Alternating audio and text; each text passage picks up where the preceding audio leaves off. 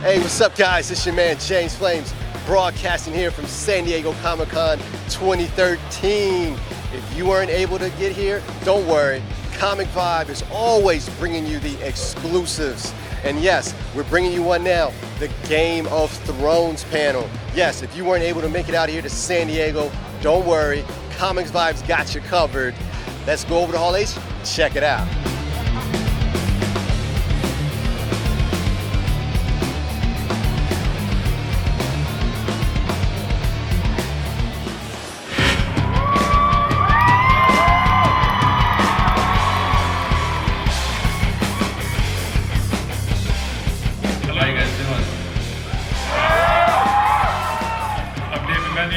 And I'm Dan Weiss. We're the writer-producers of Game of Thrones, and we're very, very proud to be able to introduce the members of this year's 2013 Comic-Con panel. First up is the very first actor we cast on the show. The rumors about his vicious temper are completely untrue. The kindest, bravest, warmest, most honorable man I know, Peter Dinklage.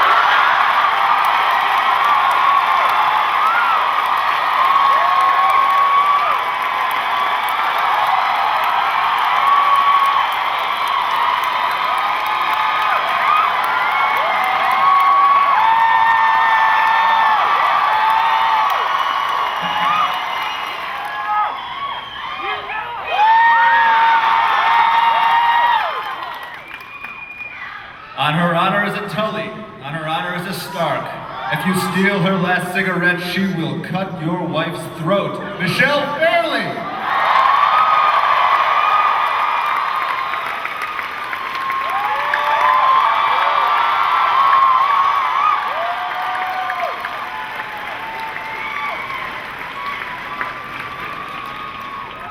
The Wizard of Wythenshawe, John Bradley.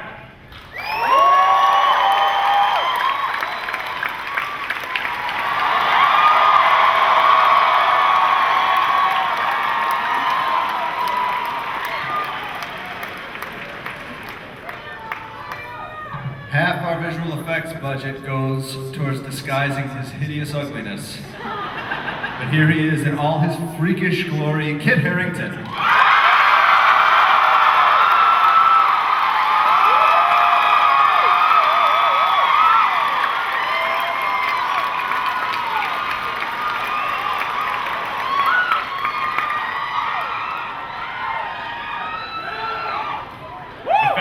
The Ginger Liberation Front, Rose Leslie.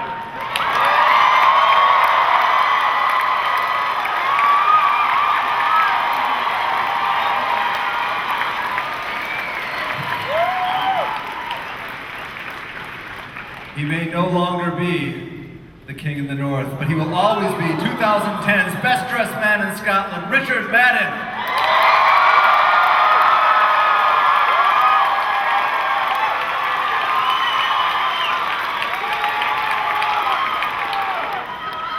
To all the bullies from the St. Edward School, and we do know your names, it may have taken her 10 years, but the Mother of Dragons is coming for you. Amelia Clark.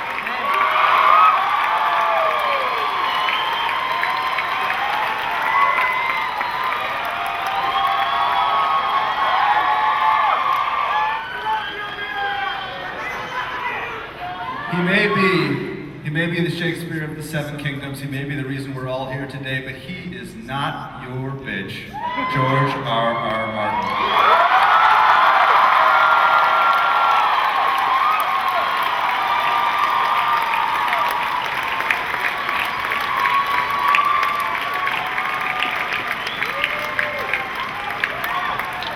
And finally, our moderator today, the man with the best hair in show business, Elvis Mitchell.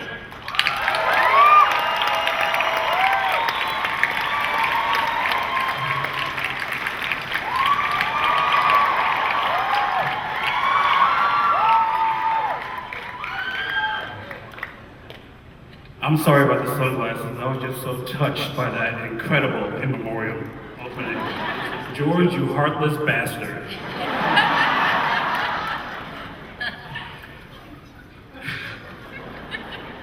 understand that you tell your wife whenever she asks about her favorite character, you say that person isn't going to die, but you don't really mean it. Is that true? I have many characters, so killing a few, there's always more. I'm creating new characters. There's jobs, opportunities for actors and actresses.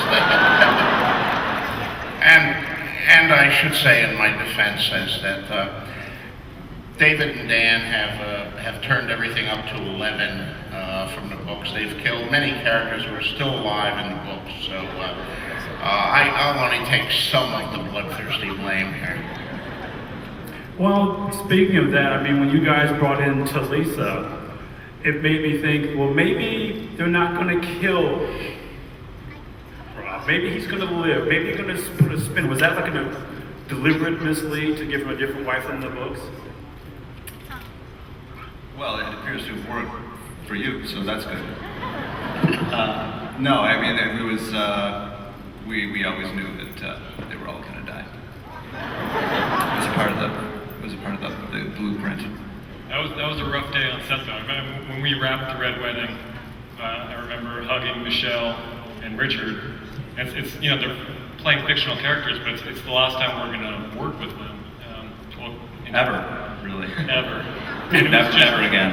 And we have a tough crew, like we work in Belfast, we have a tough crew of Northern Irish.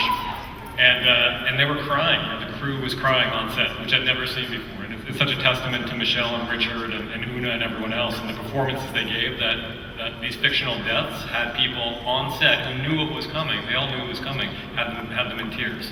So, thank you. Yeah, Richard, I understand you were crying on the flight home after the day's shoot, is that true? Yeah, I cried quite a lot, actually.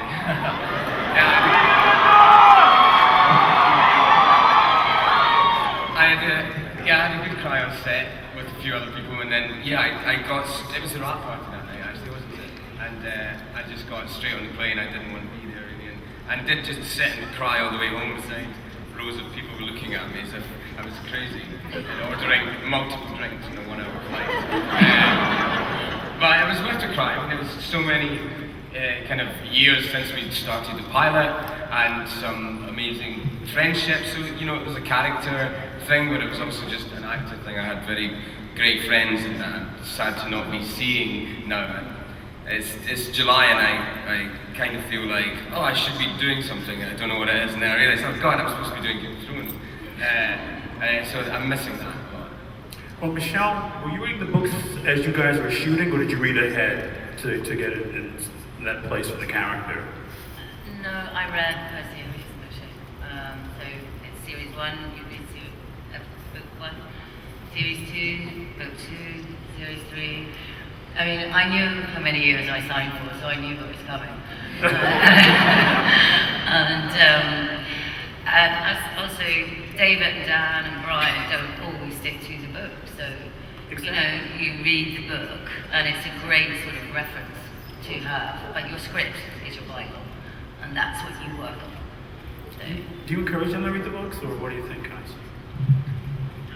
George or us? You. Whatever they want. Everyone's got different things. Some actors like to read ahead, and some really want to be surprised and not know where they're going, because I think there's a fear that if you know where your character goes 4 seasons from now, you're kind of playing that ahead of time. So we completely leave it up to the actors. Peter, does that work for you to get too far ahead, or do you like to sort of stick with it, or? In 4 or 5 years, when this is all over, I think I'm going to go back and read all the books to have a little perspective on it. But no, I don't want to know what's coming. I want to know what has happened, but I don't want to know what's coming. So I stay away from reading too far into the future. It helps you to not know. Yeah. You become a dragon. See, I would breathe fire in every scene if I do that. And I can.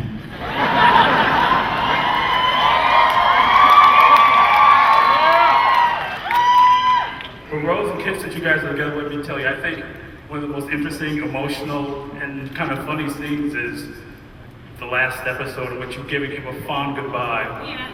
I don't think he would He ever. deserved it. He ran away from me. Well, that was an incredible scene. There's actually so much going on, and there's really even not that much dialogue in it. Talk about playing that scene, about how you guys figure out how to get that emotion across. I don't know, it was one of those scenes you got through and I immediately rang you, I think. It was like, you read that scene because it's beautiful, it's beautifully written. And it's one of those things in this show, and as actors in this show, and this, I really hate blowing smoke up David and Dan's arse. I've done it too many times, but they're very good at writing dialogue, and it's very easy to deliver because of that. I don't know, I had a lot of fun filming it, and it should have been a fun scene, but some of the most brutal scenes are the funnest to film, I guess.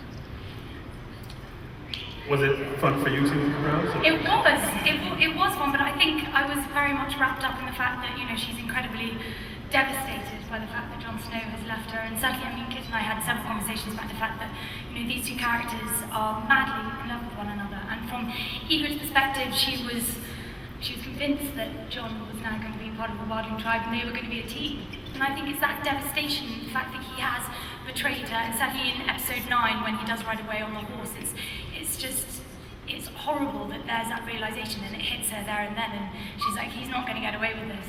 I'm going to hunt him down and hurt him.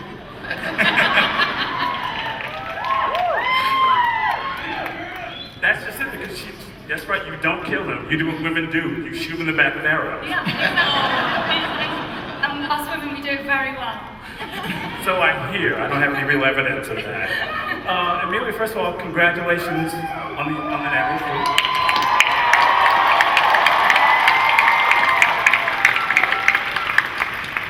Thank you.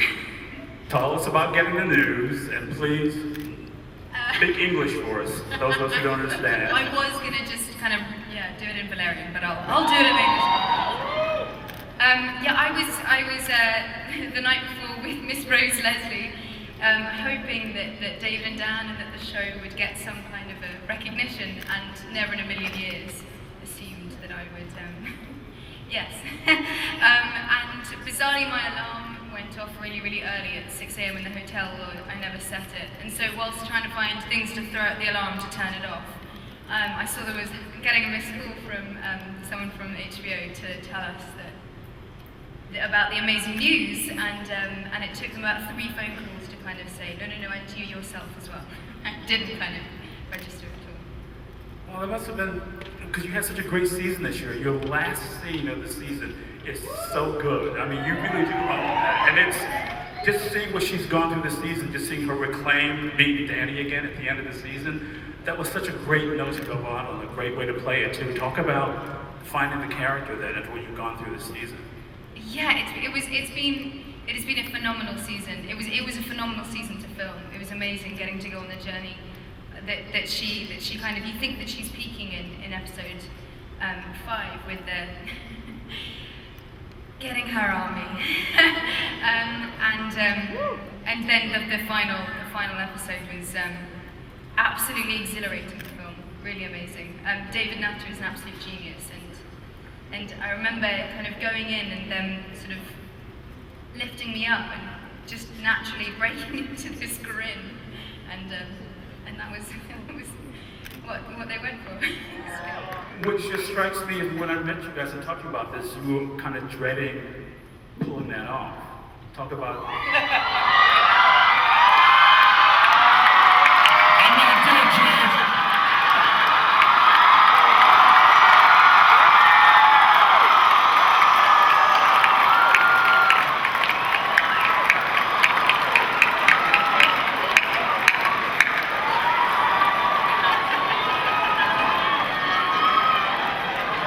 I was hoping for shirtless.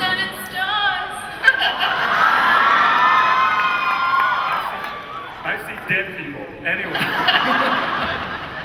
No, talk about that episode, because it's such a beautiful piece of writing, and again, there's so much that's not said.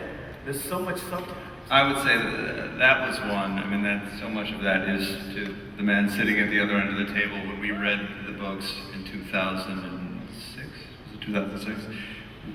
We knew immediately that if we can make it, if we can make this happen, and we can get this to that place, we can get to that scene and do justice to just the holy shit of that moment and to throw the book across the room of that moment. If we can get people to throw remote controls the way I threw my book, that we would have done something right. And so yeah, it was exciting and it was terrifying because it's such a difficult scene to pull off. And just going back to the David Nutter of it all, the director of the episode, is just such a legend and a genius, and so much of the success of that episode is down to him, and of course to the people sitting to my left on this panel.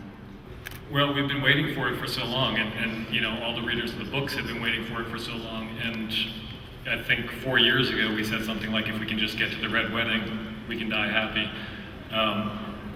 And then we didn't even want to say the words Red Wedding anymore, because just that phrase became kind of a spoiler, so it was the scene that will not be mentioned. And I just remember standing on set and watching Michelle have to do these takes over and over again. And as you say, so much of it is about the faces of the characters and so little to do with the dialogue. And just the face that Michelle makes when she pulls up Bruce Bolton's sleeve and sees the chainmail, or the face, you know, the look on her face right before she cuts the Walder Frey's wife's throat, and that howl, just that kind of howl of rage and grief, and then have to do that howl 20 times or something. It was such a phenomenal performance, and Richard, the two of them, it was insane. I mean, we've been waiting for it for so long and dreading it, and then to have it turn out better than we could have imagined, mainly because of these actors here, was just, you know, one of the great moments in my life. Michelle and Richard are good. They really are.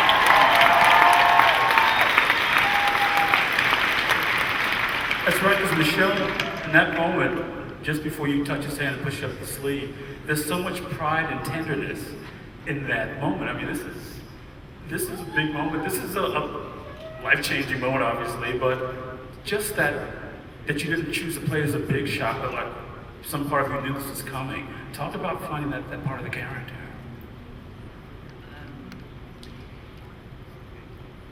Well, it's a very gradual thing, actually. And you base it, you have to, it's like a piece of music. You have to work your way through it, and you don't want to overplay too quickly. You want to discover it as you go along. And because I had Richard by my side constantly, who I love and adore and trust, and I had a great script, and David Nutter. And also as well, there was one bit where they actually had the music, and it was something about, there's a key change in the music, and it's literally just, it was like somebody walked over your grave. It literally gave you a chill. And that was the moment that David wanted to, when, as she observes everyone leaving the room, when the lights, as the people leave, the room darkens, the light goes, the candlesticks go out, so the room gets darker and the door closes, and then the music strikes up. And that's when she initially feels that something is not right. But it's talk about that too, David, because I just feel like making that also about quiet, because I guess you're reading it, there were kind of thunderstorms going on in your head, but it's just also somber and kind of low-key. It's one of those moments. I mean, one of the unsung heroes here is our composer, Ramin Djawadi. And it was an argument we've been having for years, because we always knew the Rains of Castamere had to be familiar. It had to be a song that was in the audience's minds enough so that when the first chords of it come on, like the reaction you're talking about, you'd recognize it and think something's wrong here. Because that was the experience reading the book, where they start playing Rains of Castamere and you're thinking, that's not right. But here, you know, for the show, no one's going to actually say they're playing the Rains of Castamere. It all had to be the music. And it was an argument that Dan and I had, because going back, you know, in season 1, and I was thinking, what if it turns out that Rains of Castamere is the show's theme song, and that we've heard and become so famous? And Dan said, it's got to be a different song, it's got to be different. Ramin can come up with something else catchy. And thank God Dan won that argument, and Ramin came up with this gorgeous piece of music, and it's just one of those haunting things that you know, it's playing in my head right now, and I think about how much he's contributed to the show, you know, those opening titles and how magnificent that Angus's title sequence and Ramin's theme song, and what would the show be without that? You know, all these people who've given us so much of their brilliance. Well, I just feel like for you, John, this has been such an interesting season for Sam, because I feel like he's becoming more and more heroic with his new family.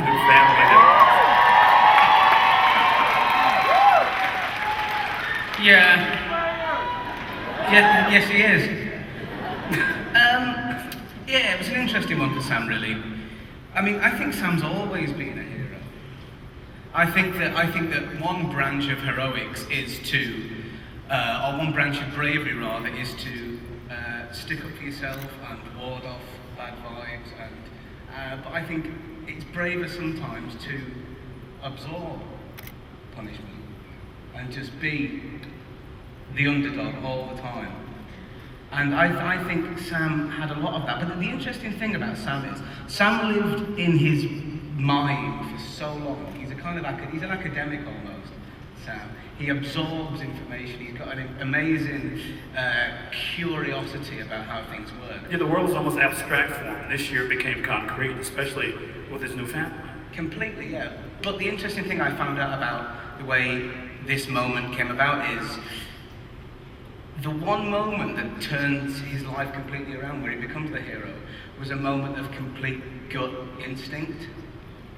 It wasn't about, I mean, people say that Sam applied this knowledge of Dragonglass killing White Walkers. He didn't. His sword had been broken into 1,000 pieces, and he had to find a weapon from somewhere.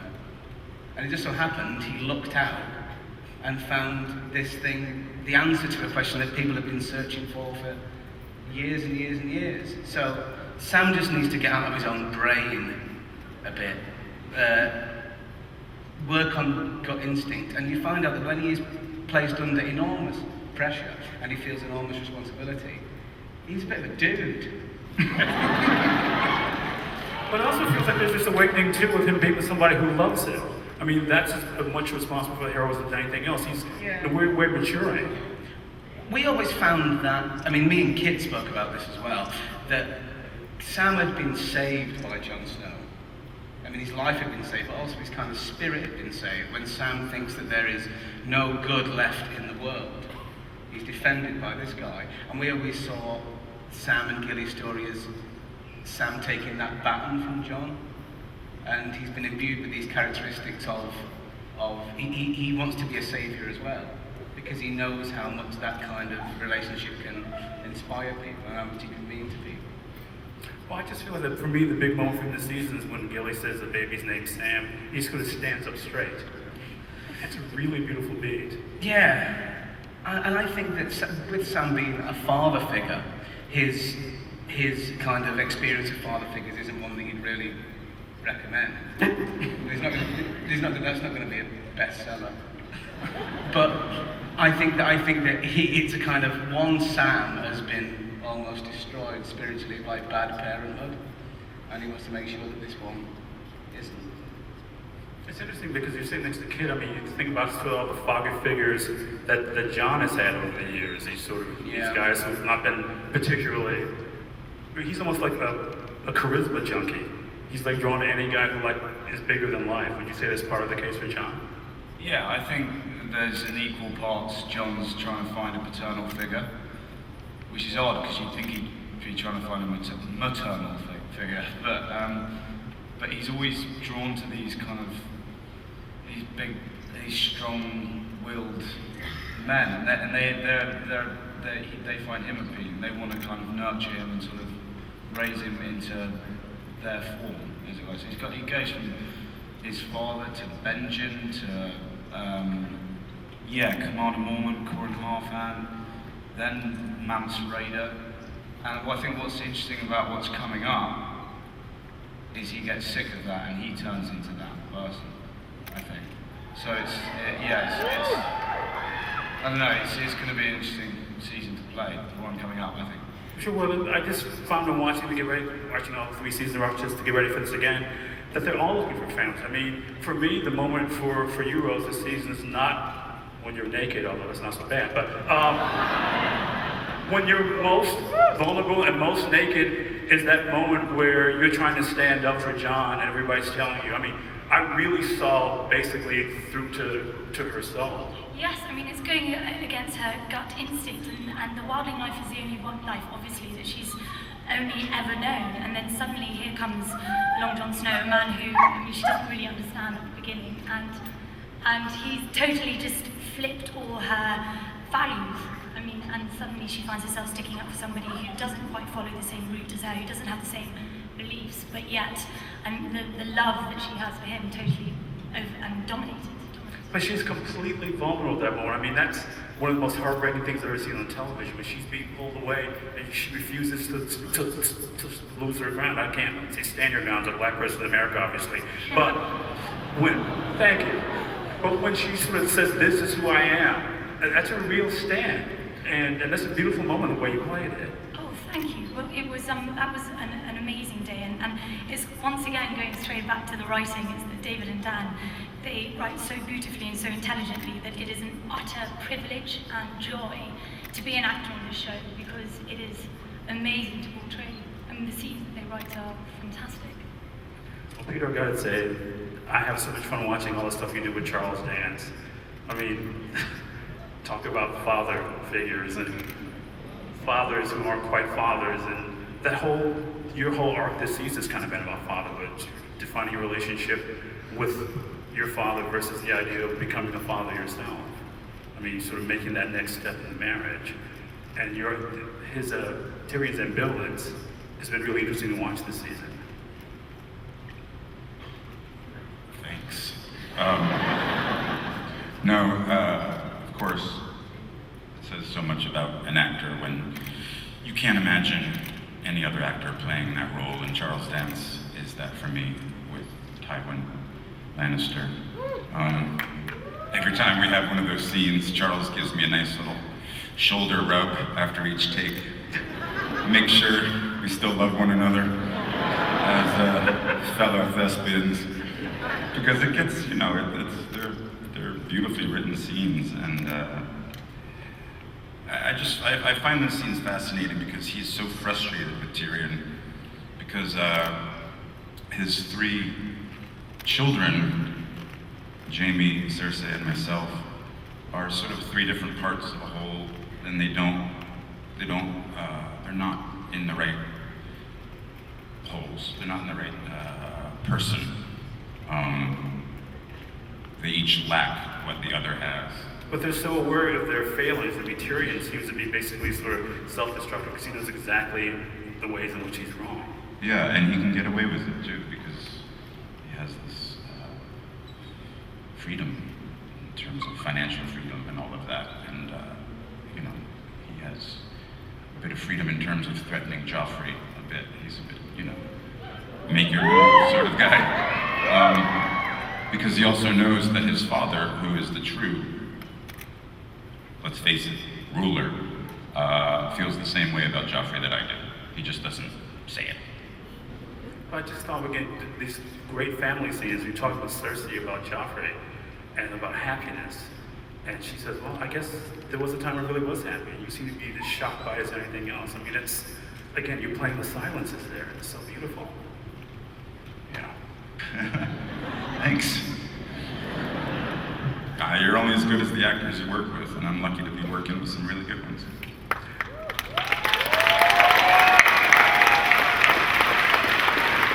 Now, George, I have to ask, is it true that you were, since you said last year you wouldn't be in any country with a television when the Red Wedding episode played, if you managed to stay away from TV during that week? No, I discovered that there are no countries without television. I mean, in the last year, the books have sold in Mongolia, Iran, Vietnam, so I decided there was no escaping it. Iceland, we added Iceland, we have all of Scandinavia now, so I figured I might as well just bunker down in Santa Fe and withstand the storm, and I managed to survive it. I had more experience because I went through a smaller precursor storm 13 years ago when people were throwing the books into the fireplace and saying they would never read another word of mine again. And they would go out the next week and buy another copy of the book. I like that. Thankfully, no one, to my knowledge, threw their television set into the fireplace. Well, I gotta ask you guys, since we're now talking about this episode, the fact that somehow people manage to sort of keep cool and keep quiet about this. I mean, this is this incredible compact between the people who read the book, because when I met you, I almost brought it up, but I was afraid to ask you about it. What do you attribute that to?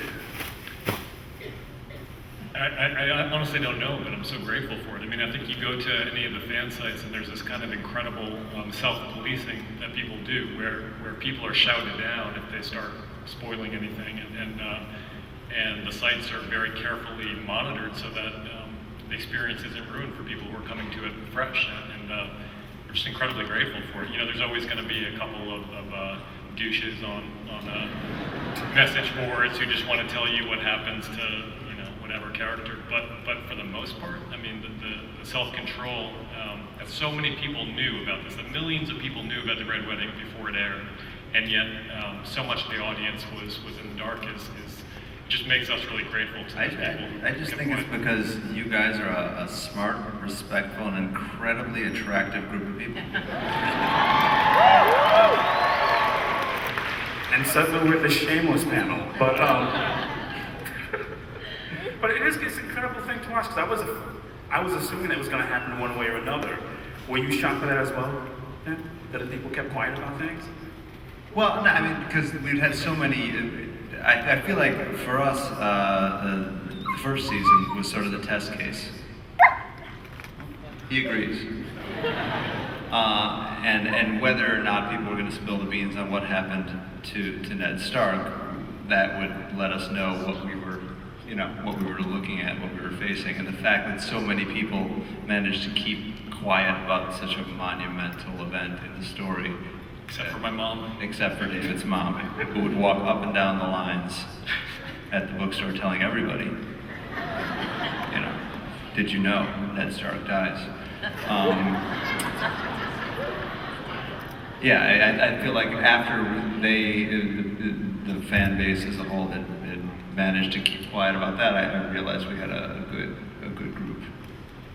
Well, one of the things I've talked to you guys about this before, this kind of thing that runs throughout, is just the way the characters deal with fear.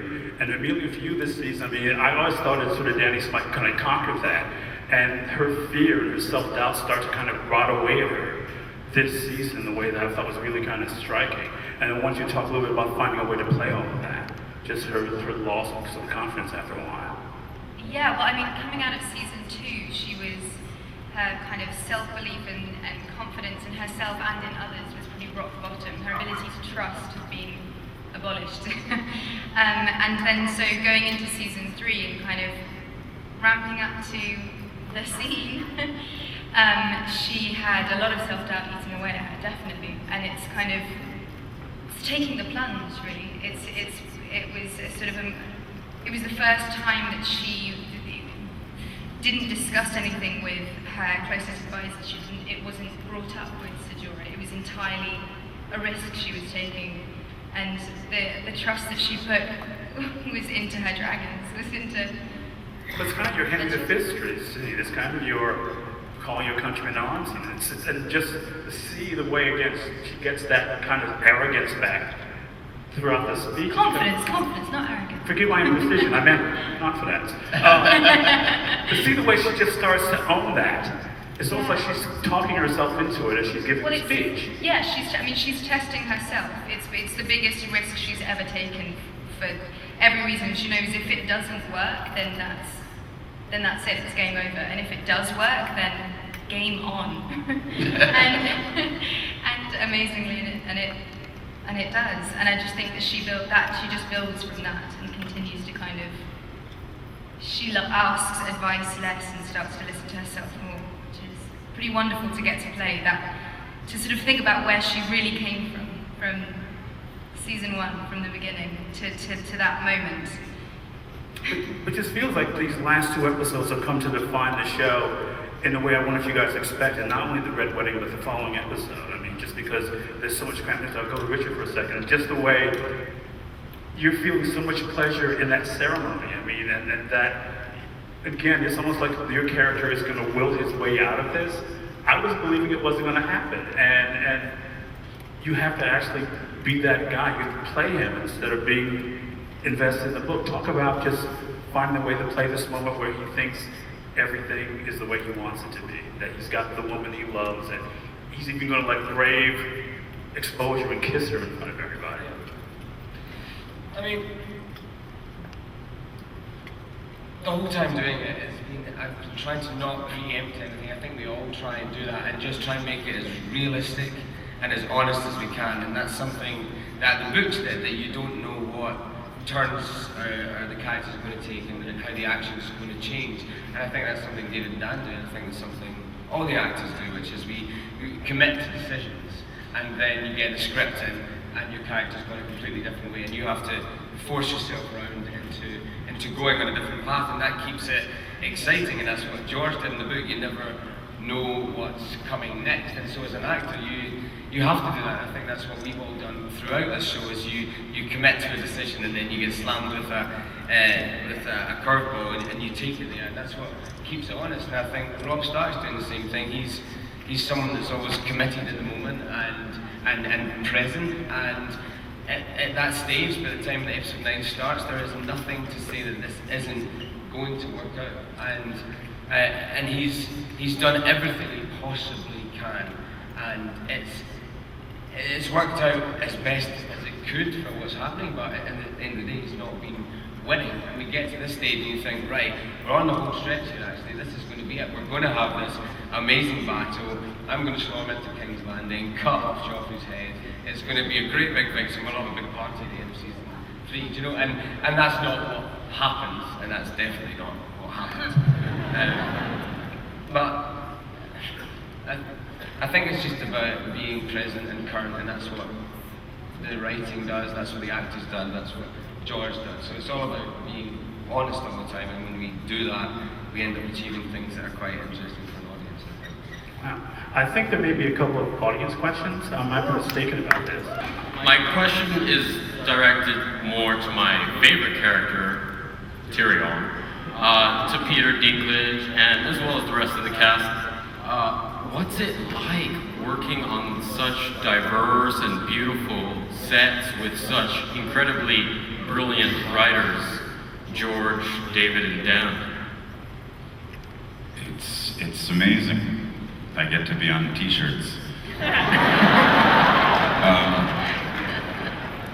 The funny thing is, I was thinking about this the other day, because of the show, we get to travel to the most amazing places.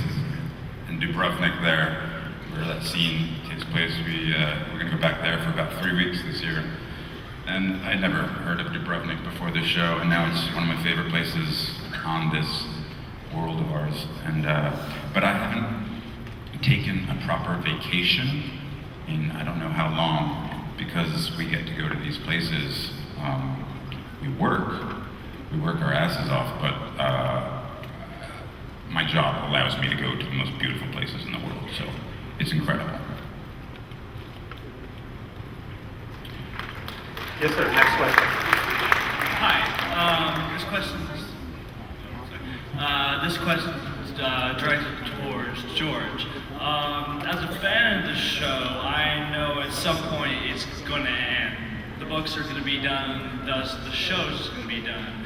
And, well, I don't think any of us here will want to see that. So my question is, would you ever consider doing a prequel series, maybe 1 or 2 books, illustrating the fall of the Targaryens, the rise of Baratheon, that sort of stuff?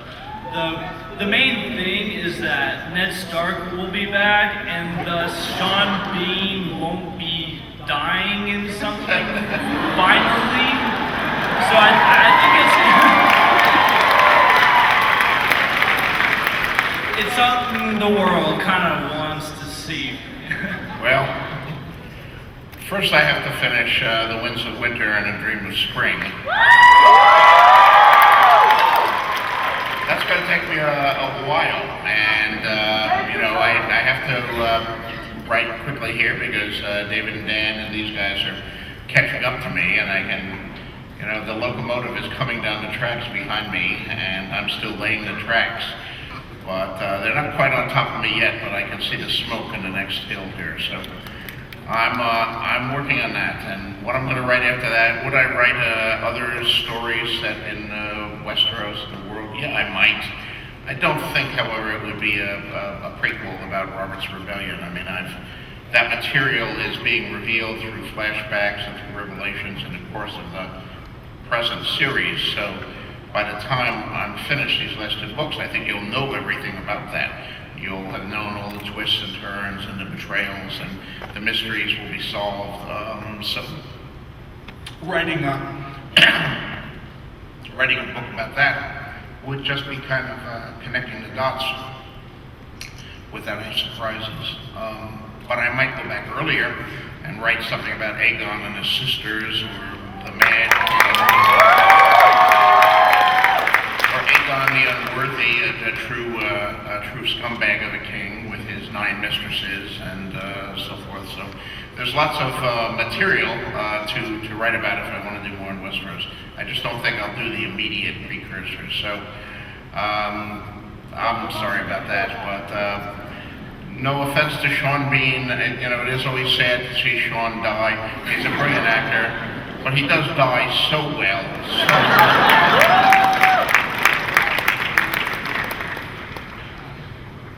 Yeah. Hi, I'm Emily, and this question Hi, goes Emily. Hi. This question goes to the Khaleesi herself. So often, we are shown female characters who are portrayed as weak because of their femininity. And one of the brilliant things about Game of Thrones is that all these women have such depth and strength. And your journey in particular has such complexity and strength, but also compassion, which as an aspiring actress is really empowering, so thank you for that. But my question to you is, what is it like to be such an icon of female power? Getting to play Daenerys is the most glorious experience as an actor. I couldn't have dreamed going to drama school that I would ever get to play such a wonderful, strong woman.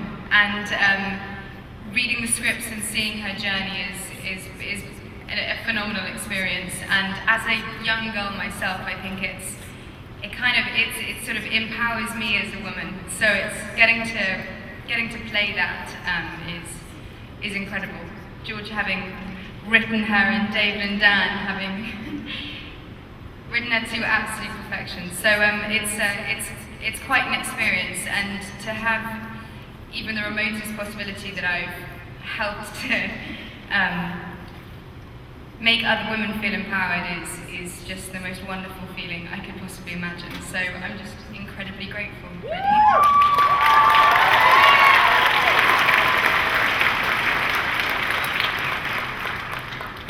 Hello? Hi. So I'm a huge fan of the series, and I was, before this, a huge fan of the Harry Potter series. And so with that in mind, I was wondering if any of the actors have a relationship like J.K. Rowling and Alan Rickman, where George has told you guys about what's gonna happen in the future with your characters. Some of the actors don't want to know, and some of the actors do want to know. So when occasionally I visit the set and someone asks me, I'll tell them. But some of them really prefer not to know and to just read a script at a time. And of course, there is the factor that that things change. This is an adaptation process going on. So the books are the books, and the show is the show. And although I think the show is a very faithful adaptation, it's not identical. There are changes. So some of the actors finding out what happens in the books to their character doesn't necessarily mean the same thing is going to happen in the scripts to the character. And I guess we are out of time, so it's now time. I'm sorry. I think the show's coming back next season, right? good. Let's thank the creators and the creator and the stars.